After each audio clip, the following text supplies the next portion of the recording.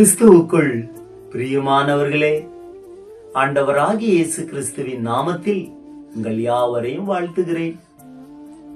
இந்த நாளுக்குரிய வேத வசனம் பிரசங்கி 1 அதிகாரம் 8 காண்கிறதினால் கண் திருப்தியாகிறதில்லை, கேட்கிறதினால் செவி நிரப்பப்படுவதும் இல்லை என்பதின் அர்த்தம், வெளிநாடுகளில் நன்றாக வேலை, பணம், பொருள், செல்வம் எல்லாம் இருக்கிறது என்பதை நம் கண்கள் காணவும், அந்த செய்தியை நம் செவிகள் கேட்டு அவர்கள் பாக்கியவான்கள், விசேஷமானவர்கள் என்று சொல்லிவிட்டு போக மாத்திரம் நாம் இங்கே இல்லை. தேவன் ஏதேன் தோட்டத்தை உண்டாக்கும் போது எல்லாவற்றையும் எல்லாருக்காகவும் சம்பூரணமாய் உண்டாக்கினார். ஆகவே நம்முடைய தேவன் பரிபூரணத்தின் தேவன், நிறைவின் தேவன். அவர் படைத்ததெல்லாம் நிறைவானது.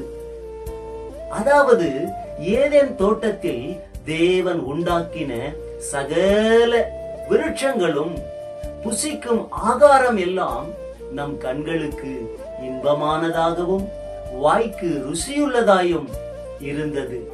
நம்முடைய கண்கள் இந்த பழங்களை பார்க்கவும், நன்றாய் இருக்கிறது என்று நம்முடைய செவிகளில் கேட்கவும் மட்டும் தேவன் உண்டாக்கவில்லை.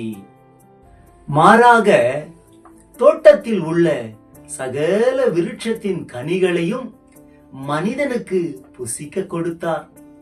நம்முடைய தேவன் நம்முடைய கண்களின் இன்ப காட்சியையும் நாவின் ருசியையும் கூட அவர் மதித்து நம்முடைய தேவைகளை சந்திக்கிறவர். ஆகவே நீங்கள் உங்கள் கண்களினால் எதை காண வேண்டும், உங்கள் செவிகளில் எந்த நல்ல செய்தியை கேட்க வேண்டும் என்று காத்திருக்கிறீர்களோ, அதையெல்லாம் இன்றே கிறிஸ்துவுக்குள் உங்களுக்கு நிறைவாய் தருவாராக. God bless you. கர்த்தர் உங்களை ஆசீர்வதிப்பாராக. ஆமென்.